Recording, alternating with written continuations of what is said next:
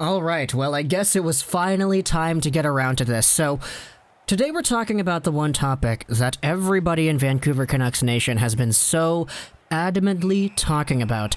And the topic that so many people have asked me particularly to make a video on, and I get it, there are so many different Canucks-related angles we can go over in these 10-minute videos over here, but because I don't want to dry everything out, and I don't want everything to get stale quickly, we're not going to be doing every single Canucks-related topic out there in a span of about a few hours. We're going to be spreading this out and taking our time with digesting these, because I think topics like these, even in general, just can use a lot of time to allow people to really understand what exactly it is they want, what they feel is the best for the team, and how things should go forward. So, you already know what we're talking about here in this video, from the title, the thumbnail, etc. Today we're talking about Thatcher Demko, and we're also talking about Jacob Markstrom. And sure, this fuels into the bigger picture of the Vancouver Canucks and their overall free agency period and their status as a hockey team going forward, economically speaking.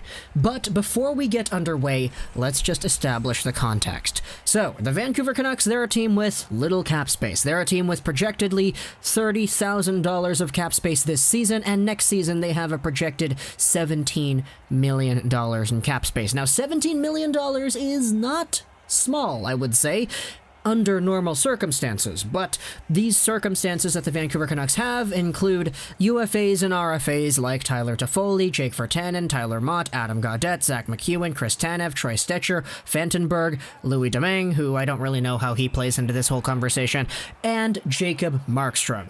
So, ignoring everything else about this team, ignoring Brandon Sutter, ignoring Louis Eriksson, ignoring the guys on this team that make a lot of money, let's just talk about the goaltending for now and open up our eyes to the dilemma that Vancouver Canucks fans, media, Jim Benning himself have at their hands.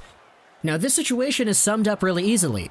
Jacob Markstrom's a free agent, Thatcher Demko is not. They're both very good goaltenders, but the Seattle expansion next year will make one of them exposed if they're both on the team next season.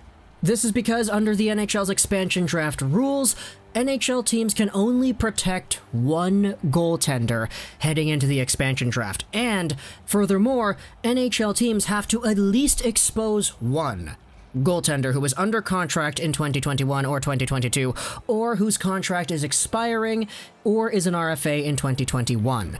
So, under these rules, because Thatcher Demko is going to be under contract in the NHL for the Vancouver Canucks in 2020, 2021, and he becomes an RFA at the end of the 2021 season, he meets the requirements for being exposed in the expansion draft. And the big question is, with the Vancouver Canucks having themselves a goaltender in Jacob Markstrom who is a free agent, is the best course of action today to re-sign Markstrom and ride or die with Markstrom and Demko for 2020, 2021 and allow one of them to get exposed?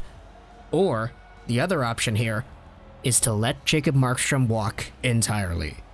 Be in a position where Thatcher Demko is now the number one guy. Maybe sign another older veteran goaltender to a short 1-2 year contract for a cheap amount of money and just have him play as the backup. But give Thatcher Demko the 40-50 game plateau that an NHL starter is capable of getting. Is it time to do that? And I think many Canucks fans taking a look at how Thatcher Demko played against Vegas would say yes. Because when Jacob Markstrom was injured with what was apparently a groin thing, Thatcher Demko came in and you know what happens next. The guy steals us game 5, the guy steals us game 6, and then in game 7, he only lets in one goal. He lets in one goal, and they still lose because they got shut out. But despite that effort, despite the Vancouver Canucks actually losing, the reason they even had a chance to win in the first place was because Thatcher Demko was bailing them out night in, night out, and doing his thing.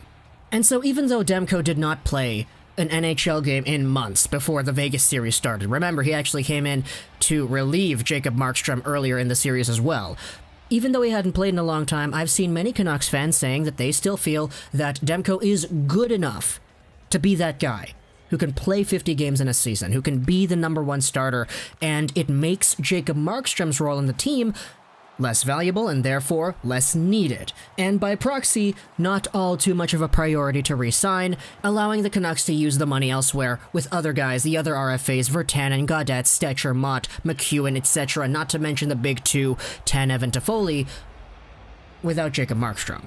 But then you have the flip side, because the flip side is that Jacob Markstrom was literally named the Vancouver Canucks MVP of the 2019-2020 season. Markstrom is the reason the Vancouver Canucks made the playoffs in general. He's a guy who can absolutely just come in every single night, post up a ton of saves, and even though he was not all too great against Vegas, a lot of people would speculate that was due to the groin injury that he did sustain apparently, he still was good. And he still was the number one guy, to the point where many people said, hey, why wasn't this guy nominated for a Vezina? Even though his save percentage wasn't one of the top of the leagues, this guy is the reason the Vancouver Canucks were able to make the playoffs. And I will say this, when it comes to the Thatcher Demko regular season performance, there were some nights in the regular season where Thatcher Demko was as good, if not better, as Jacob Markstrom was, in terms of being able to make those clutch saves, stopping pucks when you need to, and giving your team a chance to win. But remember that stretch back in February where Thatcher Demko had for the entire month an .882 save percentage, and he was letting in 5 goals a game and 4 goals on 24 shots, and he was not super good the entire season. There were these moments throughout the 2019-20 season where I legitimately do remember being somewhat frustrated with how Thatcher Demko was playing, because this guy was not perfect. And that's not to say that Jacob Markstrom didn't have his bad moments either, it's just in the smaller sample size that Demko had, when he was in the lineup, his successful game to non-successful game ratio was much lower than Markstrom's was. And while Jacob Markstrom did have a few stinker games himself, for example, back in the Tampa Bay game where he let in 6 goals on 21 shots, yeah, that was not amazing. He still had a .909 save percentage that month, and Jacob Markstrom has been probably the biggest reason as to why the Canucks were able to win so many of the games that they didn't end up winning.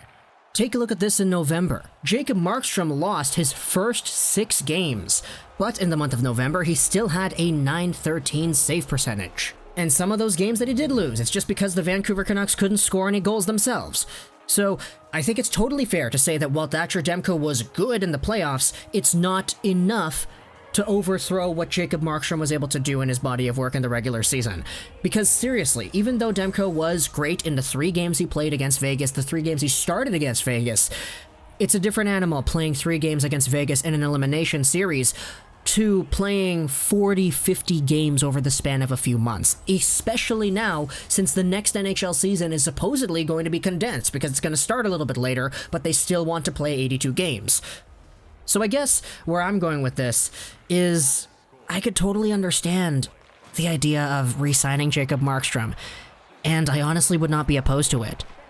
But do I see the value in letting Thatcher Demko take over the number 1 spot, using the money to re-sign Toffoli or Tanev, and not having to expose Thatcher Demko to Seattle? Yeah, I absolutely see the value in that too.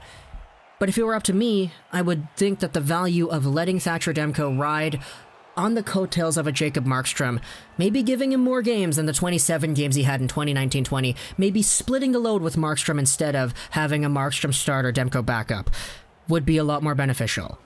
But I get that there's a problem with that too, because Jacob Markstrom is not going to sign a contract with the intention of him being the 1A or the 1B. He wants to sign a contract to be the guy. And as a result, the fact that he's 30 years old and going into probably what could be the last contract he ever signs, he's not going to sign for a short-term deal.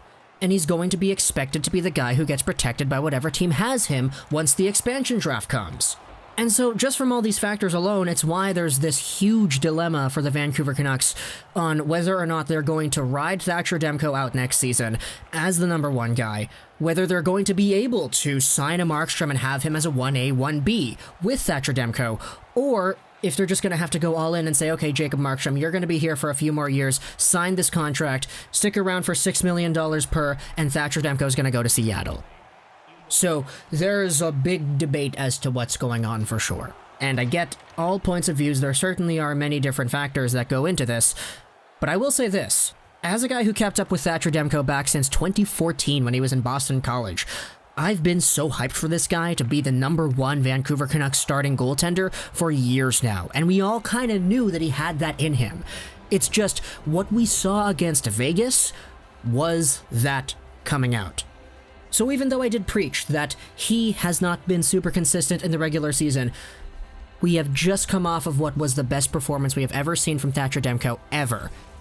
And it's up to you to decide whether or not you want to ride that out, or if Jacob Markstrom, who was very good too, is good enough to overtake that sentiment. I will say, though, in a perfect world, if you wanted to make things GM mode-like, you sign Markstrom to whatever deal he gets, you ride out the 1A, 1B, you make Demko comfortable with playing more games, and you trade Jacob Markstrom at the trade deadline, and you go forward protecting Demko from Seattle. That's how it would go in a perfect world, but that, honestly, I don't really think that's likely to happen. Real life just isn't like franchise mode now, isn't it?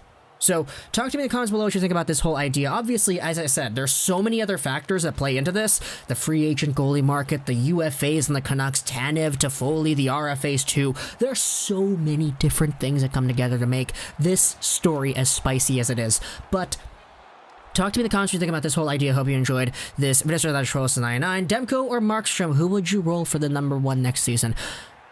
And bye.